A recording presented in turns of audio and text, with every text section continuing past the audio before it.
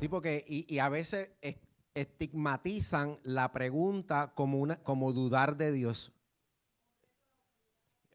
Y tú no estás retando ni la doctrina de la iglesia, ni estás retando a Dios, ni estás retando al pastor. Tú tienes curiosidad. Y la curiosidad Dios la puso en el corazón del ser humano para que busque respuestas. Y buscar respuestas significa precisamente irte en oración y a leer la Biblia y escudriñar las escrituras. Irte más profundo. Si te quedas todo el tiempo llanito, te vas a aburrir de la Biblia. Te la vas a aprender de memoria y después ¿para qué? ¿Para qué voy a la iglesia? ¿Para qué? ¿Para qué? ¿Para qué? Te aburre, te aburre. Es el mismo libro, no ha cambiado en miles de años. ¿Para qué? No sé para qué leer un periódico de ayer. Lo único que este periódico es tan profundo, espiritualmente hablando, que tú empiezas a leerlo y cada vez se abre más, se abre más, se abre más. Y algo que no veía, ahora lo ve. Pero un periódico, sí, de buenas nuevas. Good News. El único periódico de buenas noticias, 66 libros, así de gordo. A menos que estés en las otras iglesias que tienen el libro de no, que entonces son 66. Sí, porque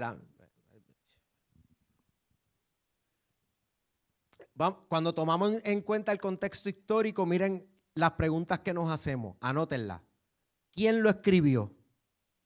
El contexto histórico pregunta. Cuando tú estás leyendo, dice, ¿quién escribió esto? ¿Quién lo escribió?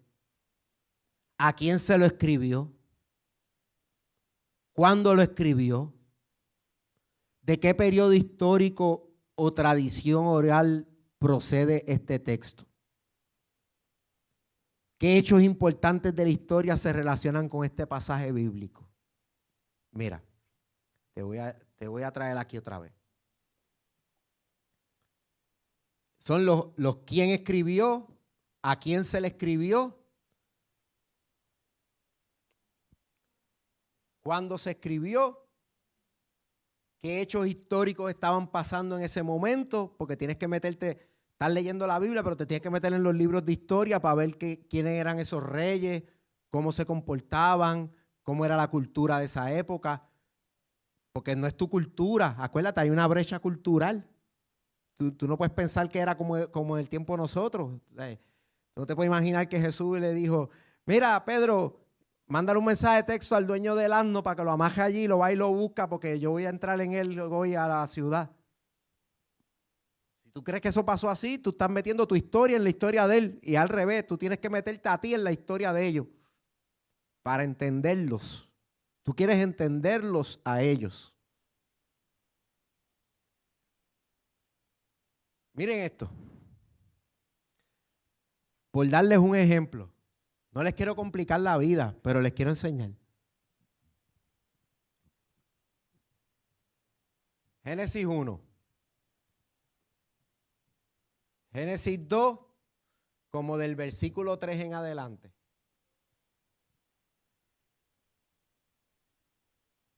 Aquí Dios se escribe Yahweh. Y aquí Dios se escribe Elohim.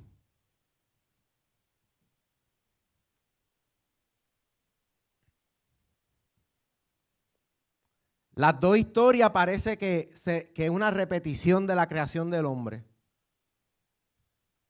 Y si, ¿por qué escribieron eso como que dos veces?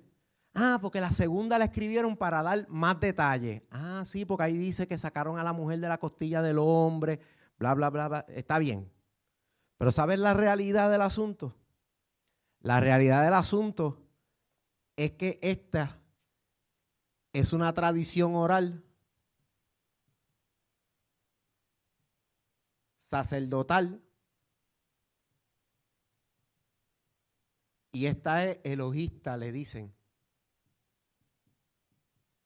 Esta es antes de la ley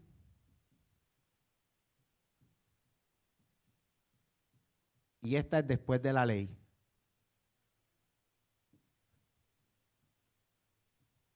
¿Por qué te puedo decir que es después de la ley? Porque Jehová no se había hecho referencia a sí mismo como yo soy el que soy hasta después de Moisés. Así que cuando escriben Jehová, los que escribieron esa parte de la Biblia, lo escribieron después de Moisés. La parte que decía Elohim era una tradición oral anterior. Antes de Moisés. Así que Génesis 1 es antes de Moisés, Génesis 2 después de Moisés, Génesis 3, ay, se me iba a zafar que es apocalíptico. Entonces,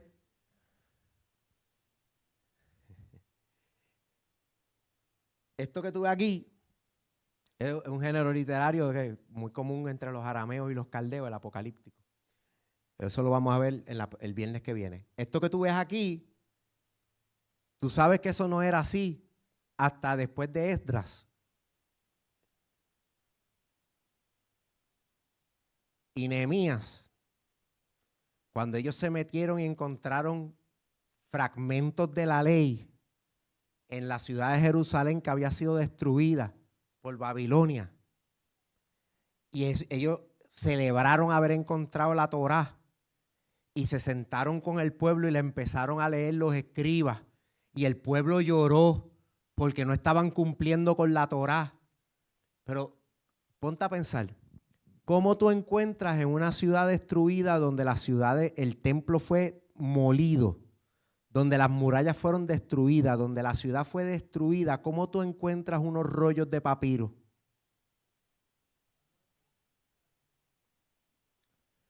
Ellos lo que encontraron fueron fragmentos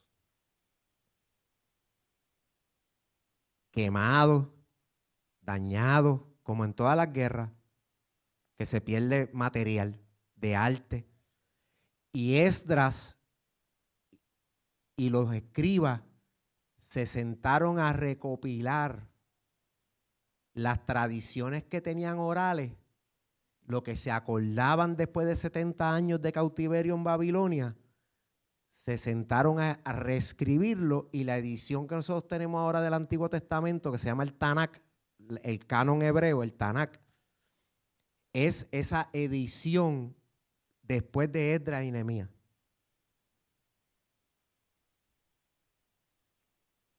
Por eso ves que tienes una parte ya vista. Los sacerdotes dijeron, pero mira, nosotros la historia que nos acordamos es así. Pero también se hablaba de esta historia. Pues vamos a poner las dos juntas y vamos a mezclarlos ahí con unos versículos y parece que son de lo mismo, pero parece repetitivo, pero no importa porque así tenemos toda la información que podamos. La Biblia ha sufrido mucho. Eso es historia ya eso está probado por la historia. Y está en la Biblia, igual que Jacob era un arameo. Cuando entró a Egipto con muy pocas personas.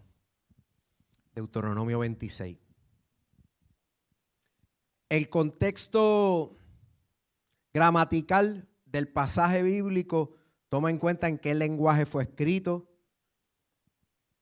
La Biblia mayormente fue escrita en hebreo del Antiguo Testamento, excepto algunos libros que fueron escritos en arameo.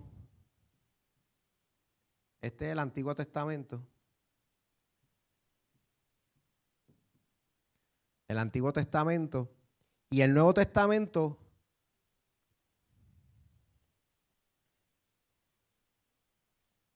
Mateo fue escrito en arameo. El original. Que eso no se ha encontrado. Ningún libro original de la Biblia está, lo que hay son copias. Marcos y Lucas, que son copias de Mateo, por eso los tres se llaman sinópticos. O sea que se parecen. Sinónimo, sinóptico. Los tres se parecen. Marcos y Lucas fueron escritos en griego koiné.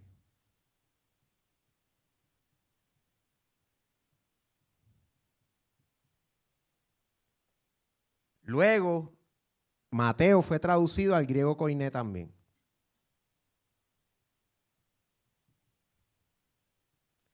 Y las copias que tenemos por ahí, su mayoría, son no en arameo, son en griego koiné. Luego, Juan escribió el cuarto evangelio y también lo escribió en griego. ¿Y por qué griego? Porque el griego era el lenguaje universal del comercio, como el inglés hoy.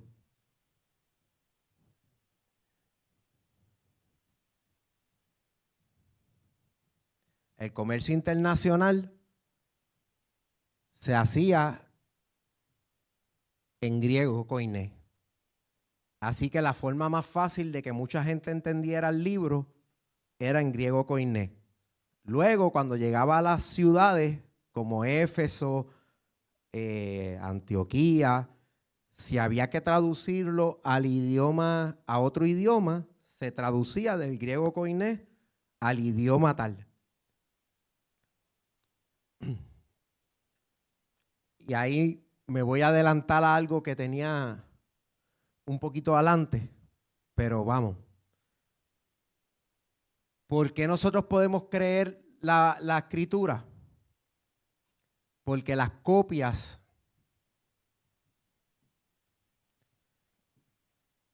tanto del Antiguo Testamento, que se le llama Tanakh, no se escribe así en hebreo, así se pronuncia en español, y del Nuevo Testamento, las copias, le voy a decir los datos exactos. Mire lo que dice aquí. El texto de la Biblia es el mejor atestiguado de todos los escritos antiguos. Por ejemplo, de la caverna de Platón. ¿Cuántos saben, han leído la caverna de Platón? La República, que está el cuento de la caverna, que están la gente escondida debajo en la cueva y lo que ven son las sombras y creen que la sombra es la realidad hasta que uno de ellos sale. Eso hay una sola copia, pero nadie la pone en duda. Ahora, mira la Biblia.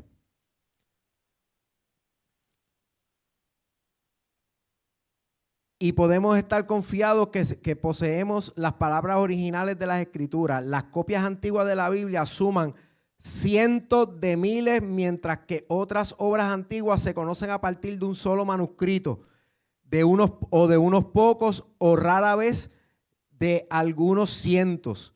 Cuando no sobrevive ningún documento original, la gran cantidad de manuscritos confirman la veracidad del texto.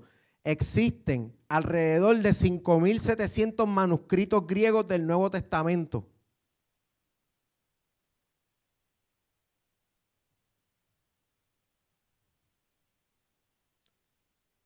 Nadie pone en duda la caverna de Platón. Con una sola copia. Pero es que esa no la quieren cuestionar. No la quieren desacreditar en la palabra. Más sin embargo, hay 5.700 copias antiguas del Nuevo Testamento que todas dicen lo mismo, con errores mínimos y no son doctrinales. Son errores de escritura, de copia, de copista. 5.700 libros. Por eso sabemos que lo que estamos leyendo es como es. En el Antiguo Testamento hay libros que datan de 4.000 o 6.000 años antes de Cristo y hay copias de eso. No son originales, son copias. Los libros originales ya no existen. Pero estamos hablando de fragmentos así en los rollos del Mar Muerto encontraron el libro de Enoc también porque esa comunidad lo leía. Y lo que encontraron de los libros son pedacitos así. Algunos rollos casi completos y otros que son pedazos, lo que se puede leer. Pero como habían tantas copias, era una biblioteca lo que encontraron, metía el rollo dentro de unos jarrones de barro. Y eso lo ayudó a preservar en algunos casos, en otros casos el jarrón se rompió, se le metió el agua y la humedad y lo que estaba escrito. Entonces imagínate el proceso que esos arqueólogos tienen que pasar para separar eso sin romperlo. Y eso lo ponen en unas filminas de cristal para sellarlo y que no le siga dando oxígeno para que la gente lo pueda estudiar. Pero de ese tipo de libros hay tantas y tantas y tantas copias, y cuando tú comparas todas las copias dicen el mismo mensaje, que es bien difícil dudar que lo que la Biblia dice es lo que la Biblia dice. Pero el que quiere dudar de ella o ponerla o desacreditarla más bien, la desacredita por changuería. Porque hay libros que tienen una copia y ellos Platón, padre de las humanidades. Y créame que yo vivo en un mundo académico. Yo sé lo que es tener mis compañeros profesores que Platón. Mira, pero la Biblia tiene 5.700. Estos son un montón de embustes,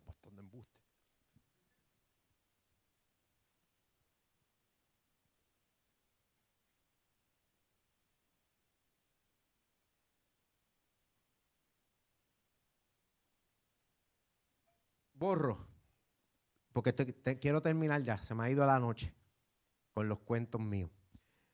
Cuando uno estudia el pasaje, lo estudia en contexto. Este es el primer principio que les quiero enseñar, el principio de contexto. ¿Qué quiere decir eso? Que cuando tú lees la Biblia no es una sopa de letras. ¿Cuánto has visto una sopa de letras? Rose, ¿tú has visto una sopa de letras? Sí. Pero tú te ves joven, yo no sé si ahora existe la sopa de letras. Yo no me como una sopa de letras hace como 20 años. Pero antes vendían por lo menos una sopa que tú veías un montón de letras G, así, sin ton ni son, ¿verdad? Pues el principio de contexto dice, la Biblia no es una sopa de letras. Esto tiene un contexto y tiene un orden. Entonces tú empiezas en el pasaje que tú estás estudiando. En el pasaje. Ese es tu primer contexto. Estoy leyendo Primera de Pedro, capítulo 1, verso 9. ¿Qué dice? Luego te vas al contexto del libro. Anota esto, del libro. Y te vas a leer desde el versículo 1 del capítulo 1 de Pedro hasta el último versículo de Primera de Pedro.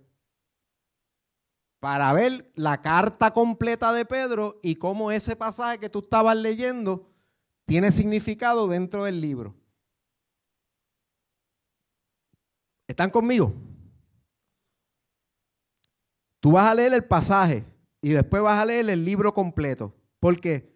Porque el pasaje tiene significado dentro del libro completo. ¿No te ha pasado que le has tenido que decir a alguien alguna vez, mira, no me saques de contexto? Eso no fue lo que yo quise decir.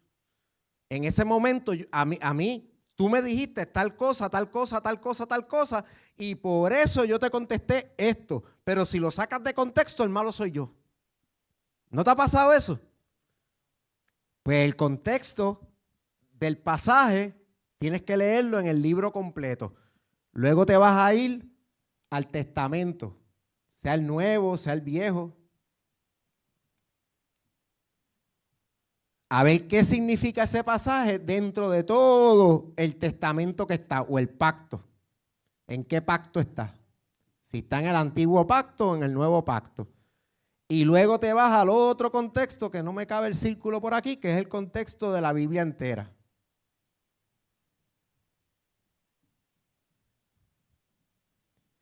Ay, que mucho trabajo hay que hacer para estudiar la Biblia. Porque ese tema que tú estás estudiando aquí está relacionado con el libro donde lo leíste, con el pacto donde lo leíste y con la Biblia entera. Como ese tema está en todos esos contextos. No es una sopa de letras que cayó ahí de repente, ese pasaje bíblico. Está conectada con otras cosas, con otras palabras. Eso lo que significa contexto es que está conectado el texto. Ok. Esto es a la milla, porque esto es bien básico. Esto es, diga usted, pastora.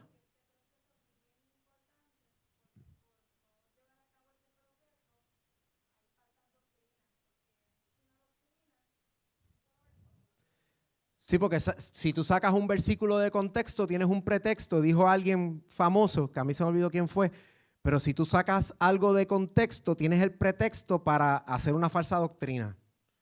Por ejemplo, ustedes las mujeres en la iglesia no pueden usar pantallas, porque así dijo el Señor a través del profeta Isaías: les quitaré los aretes de las orejas y de la nariz. Eso es del diablo.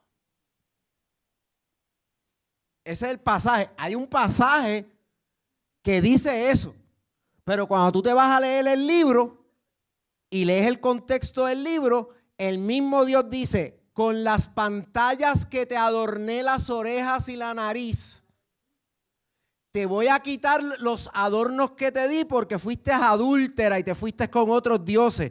Pero entonces, ¿cómo Dios le va a dar algo que es pecado a Israel? Él la adornó con pantallas en la nariz, la adornó con pantallas en las orejas y se las está quitando porque se fueron tras otros dioses.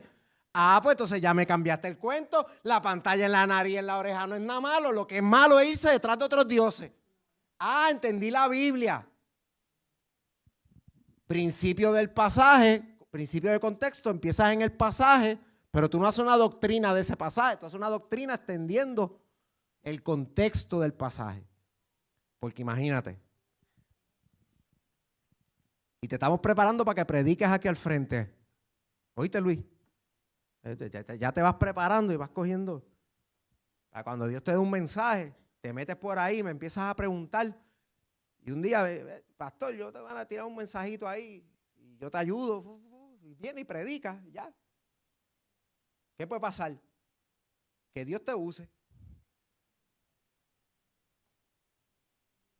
Te van a temblar las rodillas. Vamos a escuchar como un temblequeo así, clac, clac, clac, clac, clac, clac, clac, clac. ¿Qué será eso? O sea, la vieja tiembla en la presencia de Jehová, hermano. Y yo también tiemblo. Pero así tú verás, tranquilo, relax. Pero uno va buscando desde el pasaje, lee el libro completo, lee el testamento, el pacto, lee la Biblia. Esto toma tiempo, mi gente, y con el tiempo se te va a hacer más fácil porque ya has leído más de la Biblia, has leído más del pacto, has leído más del libro y ya se te va a hacer más fácil entender el pasaje. Pero conlleva tiempo, dedicación. Esto no es un... Dios te revela cosas, pero aun cuando Dios me habla cosas, yo lo comparo con la Biblia. Yo quiero saber que esa idea que me llegó tiene respaldo bíblico, porque eso también es otra cosa. A veces puede venir un espíritu de falsa doctrina y tirarte un soplo que no es, y tú lo recibes como inspiración y te vas y empiezas a predicar un disparate, y cuando vienes a ver, la Biblia dice que no judaicea a la iglesia. Yo dije eso, Miriam, yo dije eso en voz alta.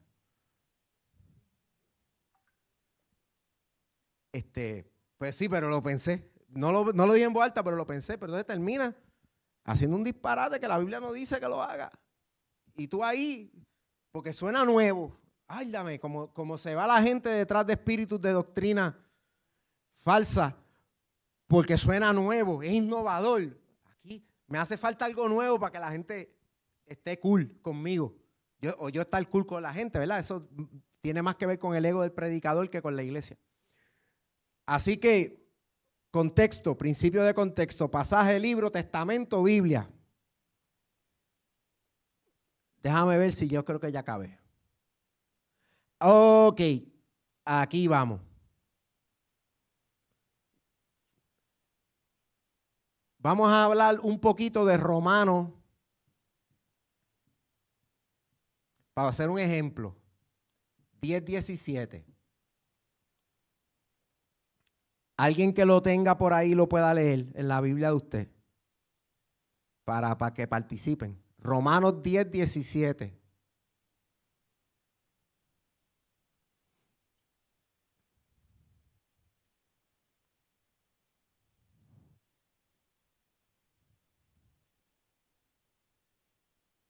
El primero que lo tenga lo puede hacer. Nos vamos un poquito más temprano. Carlos.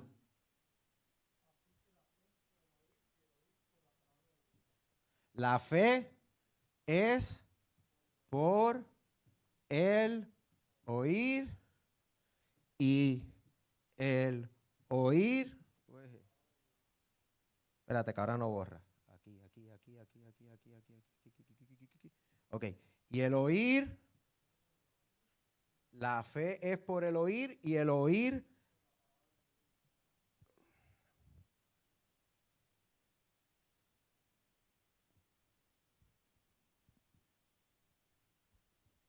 Por la palabra de Dios. Esa es la Reina Valera. Reina Valera, 1960. Mala traducción. Pastor, ¿cómo usted va a decir que eso es una mala traducción si esa es la Biblia Reina Valera de 1960, la Biblia de todos los que somos pentecostales? Hermano, ¿qué te pasó que dijiste eso? Estás claudicando en tu fe. Bueno, ¿por qué lo digo? Porque la Biblia en griego koiné dice que la fe es por el oír y el oír por la palabra. Déjame ver si logro borrar esto aquí así. Por la palabra, en griego dice rema, pero no dice de Dios.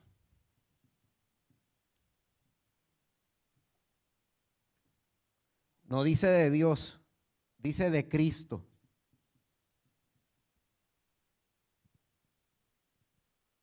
En griego dice Cristo. Y en griego tampoco dice palabra de Dios como si fuera la escritura, dice rema. Tampoco se escribe así en griego, así se pronuncia. Esas son transliteraciones para que usted la pueda pronunciar. Ahora, cuando tú buscas en griego koiné, ¿qué significa la palabra rema? Aquí hay gente que ya lo sabe. Cuando tú tienes la palabra rema, no es remar, esa es buena, pero es un verbo, realmente es algo que se está haciendo. La palabra rema es una palabra que se está diciendo. No es una palabra que se dijo, no es una palabra que se escribió, no es una palabra que se enunció, se anunció, se habló, se predicó. Fíjate que ni siquiera dice que la fe es por el leer, dice por el oír. Y para tú oír, la palabra se tiene que estar diciendo en el momento. Es una palabra que se está hablando. Y la habla Cristo. Cristo significa Mesías. Mesías significa ungido. Ungido significa el Espíritu Santo. El Espíritu que te revela la verdad. Entonces concuerda la Biblia. ¿Viste? Entonces la fe es por el oír de la palabra que está hablando Cristo, o sea, el Mesías, el ungido, el Espíritu Santo. Tú lo puedes escuchar leyendo la Biblia. Tú estás leyendo el Evangelio de Juan y escuchaste al Espíritu que te dijo algo. Pero ¿qué fue lo que te dio la fe? ¿Lo que leíste o lo que escuchaste? Lo que escuchaste. Eso es una gran diferencia. Eso es una gran diferencia. Mira esto. Hay 12 discípulos en una barca temerosos porque hay una tormenta y se van a ahogar. Y la mayoría de ellos eran pescadores profesionales. Así que imagínate, para que estén asustados, algo fuerte estaba pasando. Están los 12. De repente ven a este hombre que viene caminando por encima del agua. Y lo primero que pensaron, esto es un fantasma, se asustaron más. Así mismo lo dice la Biblia, que ellos pensaron que era un fantasma. ¡Válame Dios! Mira, un espíritu caminando por el agua. ¿Qué será ese? ¡Ah! Se asustaron más. Y entonces el que venía caminando por el agua, que es Jesús, le dice desde allá, mira, no tengan miedo que soy yo. Y sale Pedro, ¿verdad? Porque Pedro era así, bien afrontado. Y le dice, sale Pedro y le dice, si en verdad eres tú, manda que yo camine sobre el agua y yo voy a ti. Mira lo que dijo. El tipo es bravo. Y Jesús le dice, ven. ¿Qué le dijo? Ven. Ese ven es un rema dirigido a Pedro. Ven. Y cuando Pedro lo escuchó, el que estaba asustado hizo así. Y empezó a caminar por el agua. Por eso es que a veces la gente se cree que la Biblia es como una fórmula mágica. Que si tú haces lo mismo que hizo aquel, te va a pasar lo mismo que le pasó al otro. Y no funciona así. Usted tiene que escuchar el rema de Dios para irte a hacer. Si tú no escuchas el rema de Dios, aunque esté escrito, no te tiene que pasar igual. Tú te vas a la playa de Jobo y te tiras por el Pozo de Jacinto porque vas a caminar por encima del agua, te garantizo que vas a pasar un mal rato y ojalá que alguien te rescate. A menos que el Señor te diga, camina por el agua atrás del Pozo de Jacinto. Si el Señor te lo dice, te garantizo que tú vas a poder caminar por el agua.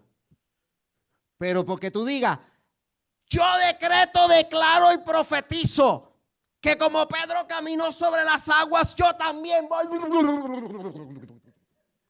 Te vas a ahogar.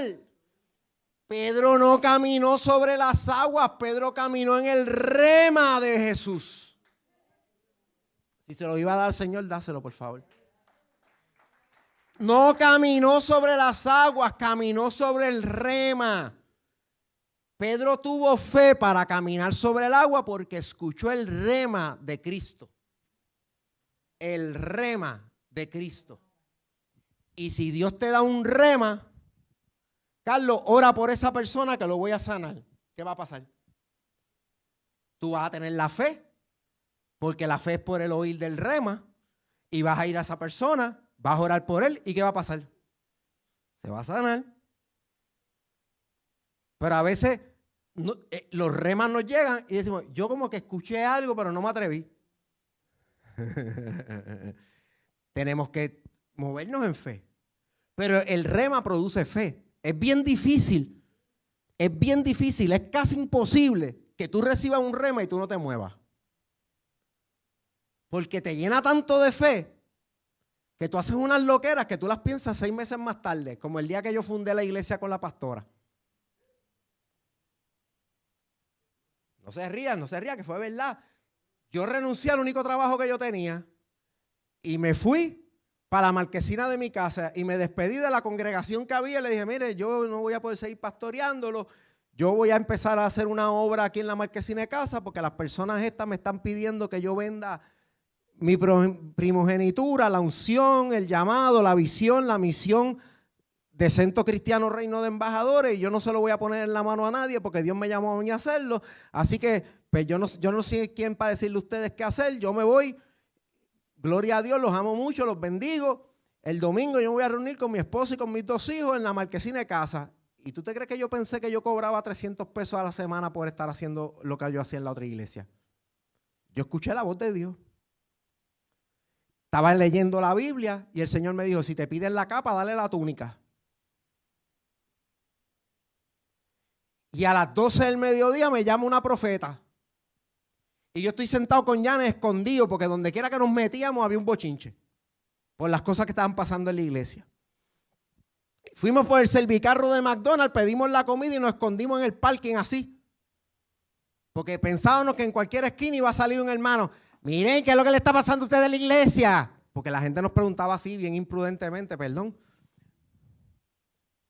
¿Qué es lo que le está pasando a ustedes en la iglesia? Y yo, ay, otra vez explicar. 5 días de explicación. Y a las 12 del mediodía me llama una profeta. Y me dice, yo llevo desde por la mañana orando y cuando empecé a orar el Señor me puso a orar por ustedes y cuando empecé a orar por ustedes el Señor me puso una palabra para ustedes y yo llevo desde por la mañana peleando con darles esta palabra y estoy peleando desde por la mañana y pelea que pelea y pelea que pelea y pelea y que pelea y pelea que pelea y ahora no pude más y los tuve que llamar. ¿Y cuál es la palabra? Yo no sé por qué el Señor les dice que si te piden la capa le den la túnica, pero yo no entiendo por qué Él me dice eso. Yo le decía, Señor, ¿para qué tú me dices? Y yo acá, ay, gracias, usted me habló de parte. Porque por la mañana el Señor me había dicho lo mismo. Ahí tomé la decisión, hice la carta de renuncia y me fui para la marquesina de casa y me olvidé del salario. 6 meses después yo digo, ya, ¿tú te diste cuenta que nosotros renunciamos a todo? Ay, ¿verdad, Los dos éramos más bobos. No bobos, es que estábamos caminando en fe. Caminamos en fe y Dios proveyó. Porque obedecimos. Pero no crea que porque a un hermano Dios le dijo, mira, siembra $1,000 y después le dieron un cheque de 100,000, tú vas a venir con los mismos $1,000 y te van a dar un cheque de 100,000. Porque si Dios no te dio el rema a ti, no te tiene que pasar igual. Tu creencia no obliga a Dios. Tú eres movido por la fe que Dios te da cuando Él te habla. Lo voy a repetir. Tu creencia no obliga a Dios. Tú eres movido por la fe que tú tienes cuando Él te habla. Si no, tú dices, yo creo que yo puedo caminar por encima del agua. Aquaman. Por debajo del agua es que va. No vas a caminar como Pedro porque no te dijeron a ti, ven, camina sobre las aguas. Hay un cuento por ahí que dicen que unas misioneras iban para una villa y había una inundación y el río se había salido y ellas dijeron, como Pedro caminó sobre las aguas, aquí nosotros vamos a cumplir nuestra misión de Dios y ahí las perdieron. Yo no sé si la historia es verdad, pero ilustra lo que les quiero decir. Creo que estamos acabando. Esto es lo último por hoy. Así que, importante, estudiamos la palabra en contexto, principio de contexto. Estudiamos la palabra cruzando la distancia histórica, la distancia gramatical y la distancia literaria. Estamos utilizando un método gramático, histórico, literal. Tenemos el principio de contexto, leemos el pasaje, leemos el libro donde está, leemos el pacto en que se encuentra y leemos la Biblia entera. Y así sabemos el tema a todo dar, como quien dice, todo el panorama.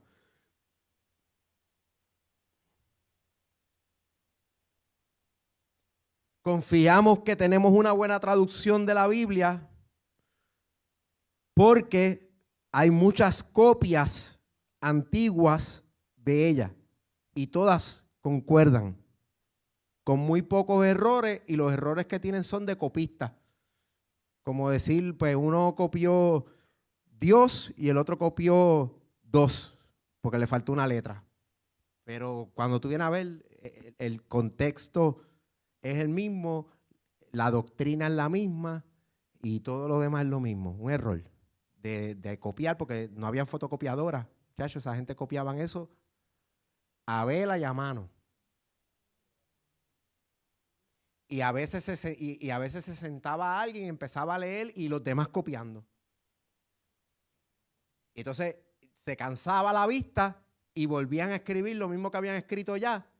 Entonces el papiro y el pergamino cuestan caro, eso no era barato, todavía no es barato el papel, ¿verdad? Pero porque nosotros pensamos que es barato porque no vemos los árboles cortándolos, pero el papiro y el pergamino que se hacía con papiro o se hacía con cuero de animal, eso costaba dinero. Entonces lo que se hacía era que se tachaba y se hacía un comentario de copista. Decía, aquí se cometió un error, continúa en la próxima. Y seguían copiando. Pero se mantenía ese libro, muchas copias. Buenas traducciones para estudiar la Biblia. Y con esto acabo. O por lo menos que a mí me gustan.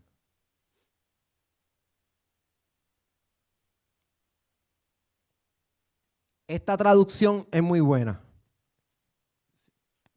y no le complico mucho la vida.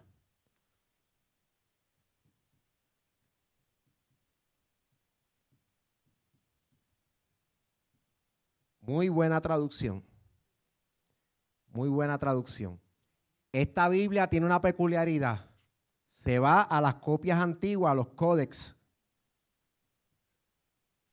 a los libros más viejos y va con una exactitud que en Juan capítulo 1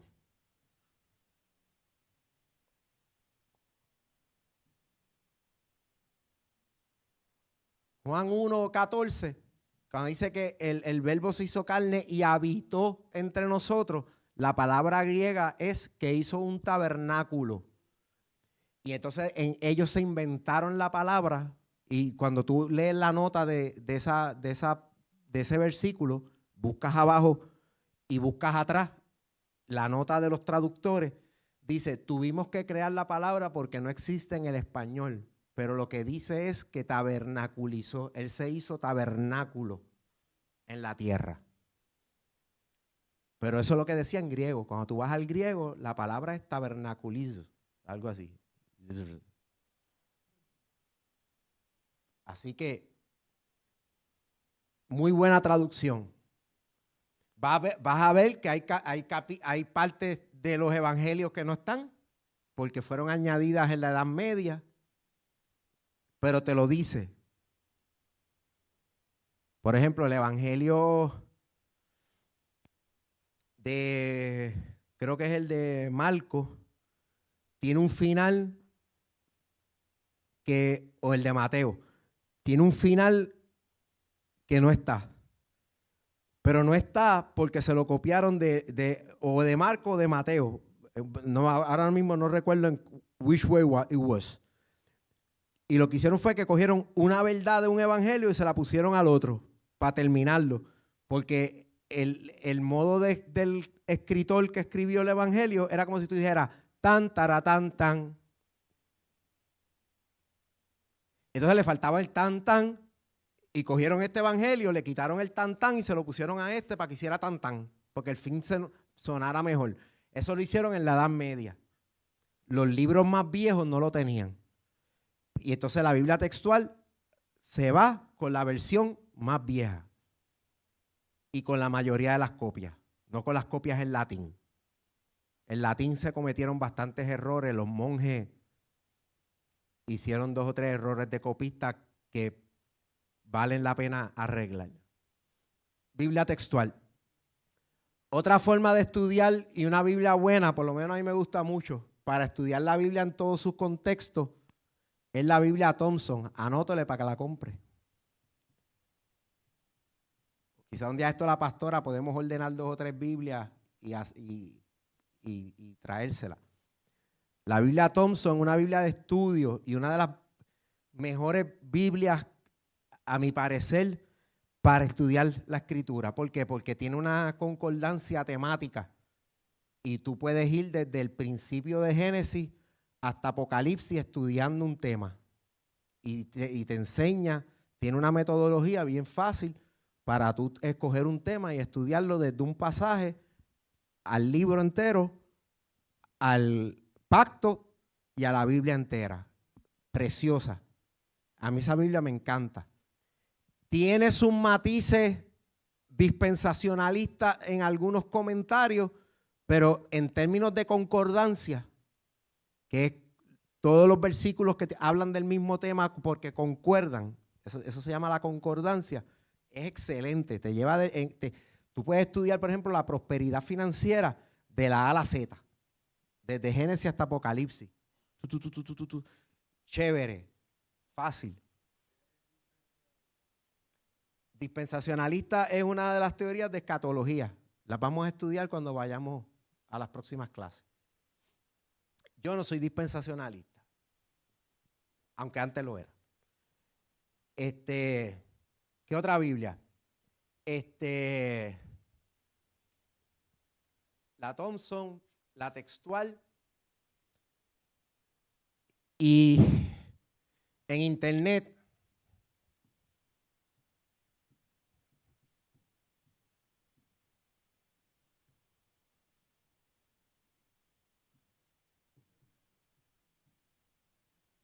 y aquí pueden encontrar un interlineal gratis, esto es gratis,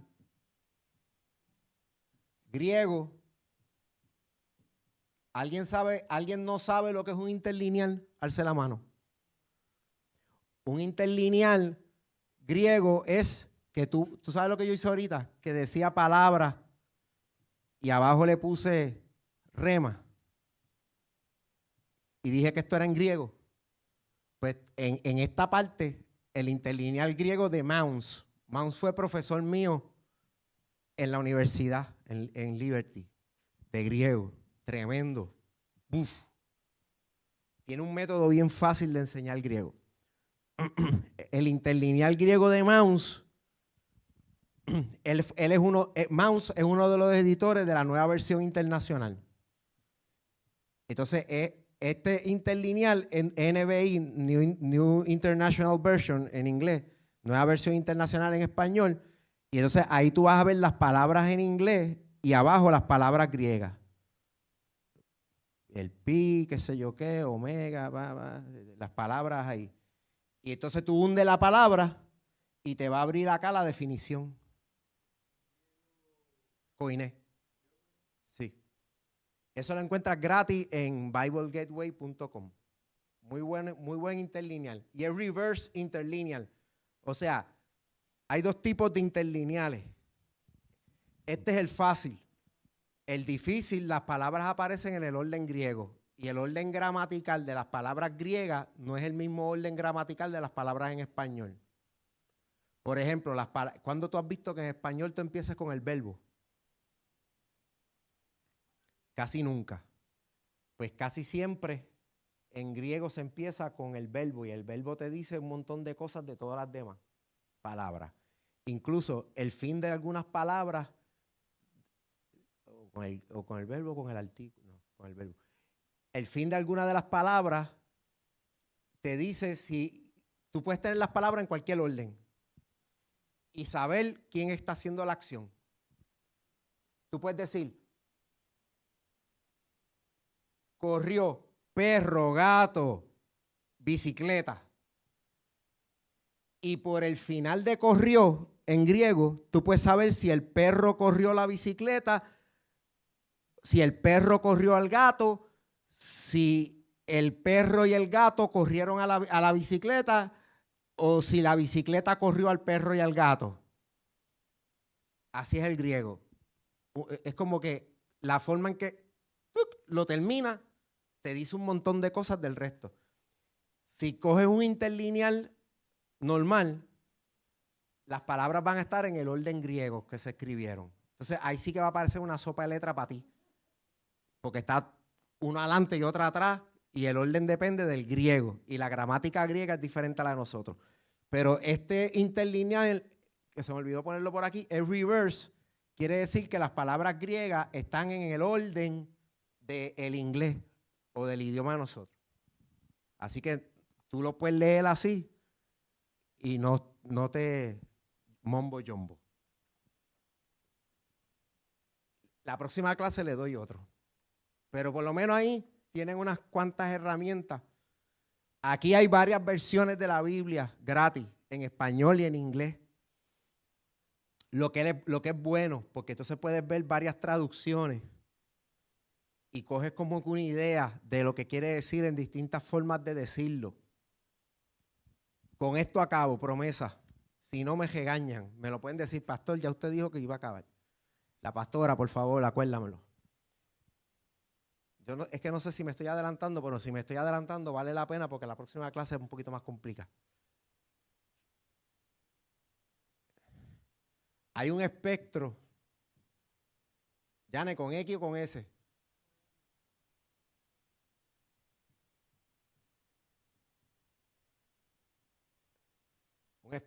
¿Así es? Con S. Iba bien. Ahora no borra. cansado también. Es un espectro de traducción.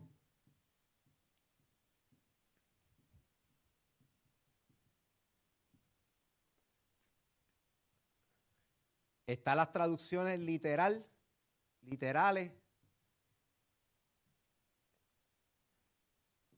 y están las paráfrasis.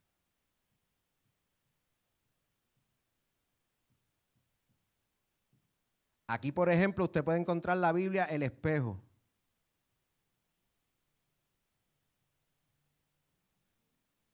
Que es el Nuevo Testamento solamente. Y la Pasión. Aquí prácticamente el traductor de la Biblia está diciendo, la Biblia quiso decir y yo lo digo. Es una paráfrasis. Es como cuando tú le dices a alguien, te voy a parafrasear lo que tú dijiste. Tú me dijiste a mí esto, y le dices en otras palabras lo que tú entendiste que dice. Pues las paráfrasis de la Biblia es lo que el traductor entiende que la Biblia dice. Así que en términos de seguridad de que está diciendo lo que la Biblia dice, ¿es más confiable que las literales? No, porque hay opinión del traductor. Aquí es lo que yo opino, lo que yo creo que la Biblia dice. Son interesantes de leer, yo no le digo que no las lea, pero la tiene que leer con mucho más cuidado que las que tienen una traducción literal. Ay, yo estoy escribiendo como si estuviera en griego. Ok, que es una traducción literal. Entonces vas a encontrar distintas Biblias en esta, unas más cerca de acá y otras más cerca de acá. La Biblia textual está aquí.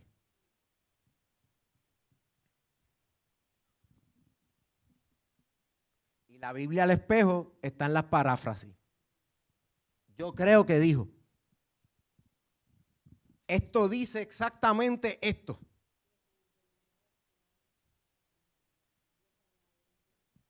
Entonces, Dios habla hoy eso, está un poquito más para acá.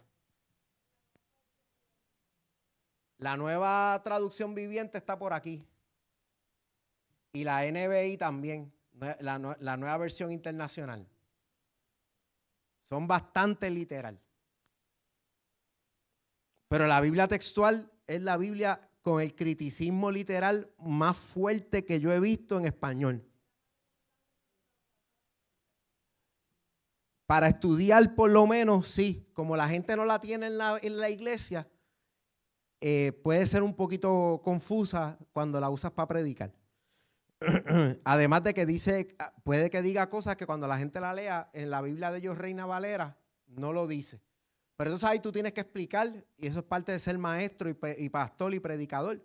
Tú explicar por qué no dice lo mismo y por qué lo que tú estás diciendo es más bíblico. Pero entonces para decir eso tú tienes que saber, haber buscado en el interlineal griego, explicarles cómo el ejemplo que le di de rema, que trae revelación. Pues mira, pues eso es porque estamos buscando qué es lo que quiso decir de verdad el autor. La pechita, la pechita viene de una traducción de copias del arameo. No significa que esté muy lejos de lo literal. Lo único que en vez de venir del griego, había unos códex, códex es un libro, o una reunión de libros, como cuando tú reúnes un montón de libros, que la copia se había hecho en arameo, del Nuevo Testamento y del Antiguo Testamento. La Biblia en el Antiguo Testamento tenía, por ejemplo, el libro de Daniel lo escribieron en arameo, se escribió en arameo.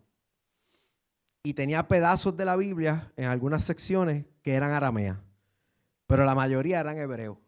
Pero la pechita es una traducción de un canon de libros, un código de libros, una reunión de libros del Antiguo y el Nuevo Testamento que estaban escritos en arameo.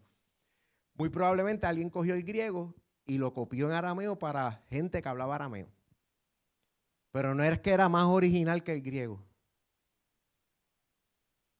Hay gente que lo trata como si fuera más original que el griego. Pero no tiene nada que... No es que es más original, son copias, Son copias. Todo lo que tenemos son copias. El que te diga a ti, yo leí el libro original, nadie puede leer los manuscritos originales, porque no existen ya. Lo que existen son copias y maltrechas, como les expliqué ahorita, pedacitos. Entonces, al tú comparar 5.700 pedacitos, ¿sabes? Eso es un trabajo que usted y yo no vamos a hacer, porque eso es arqueológico prácticamente. Uh-huh.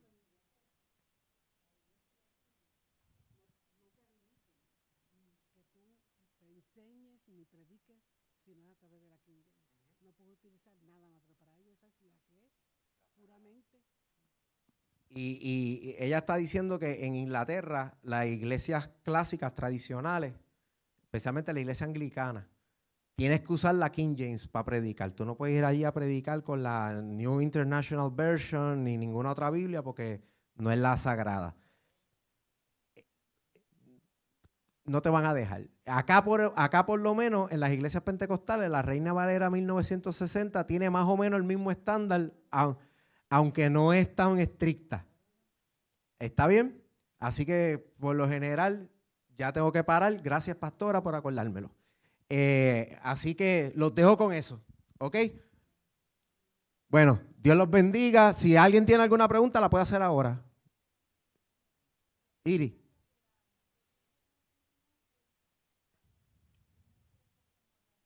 La textual. La Thompson lleva años. La Thompson lleva años. Yo creo que si consiguen la más vieja es la mejor. 1990 y pico. La que yo tenía, la que tengo, porque yo la tengo todavía, es del 1990 y pico. Esa es una preciosura de Biblia. La textual está reciente. Inclusive la textual nueva tiene el libro de Lucas después, y después tiene el libro de Hechos, como se supone que sea. En el orden de los libros. Pero las dos son tremendas y las pueden conseguir en Amazon. No necesariamente, no. No necesariamente. Hay una Biblia cronológica. Sí. Tienes que buscarla así, Chronological Bible o Biblia cronológica. Miren, amado, hay una Biblia que se llama cronológica. Esto fue un esfuerzo que hicieron unos editores de poner toda la Biblia en orden cronológico, en orden de cómo sucedieron los eventos. Y eso es una mezcolanza, primera de Reyes, segunda de Reyes, primera de Crónicas, segunda de Crónicas. Pero cuando tú la lees, parece que hay cosas que se repiten, pero estás viendo el panorama de cómo fueron los eventos históricos. Y ellos la organizaron así. Otra Biblia buena y bien bonita, la Biblia arqueológica. Ya, con esta me voy. Esta es bien gorda. La Biblia arqueológica, esa tiene unos comentarios arqueológicos sobre distintos elementos de la Biblia. Entonces te explica los hallazgos arqueológicos que se han hecho acerca de eso, y todo ese tipo de cosas. Yo la tengo.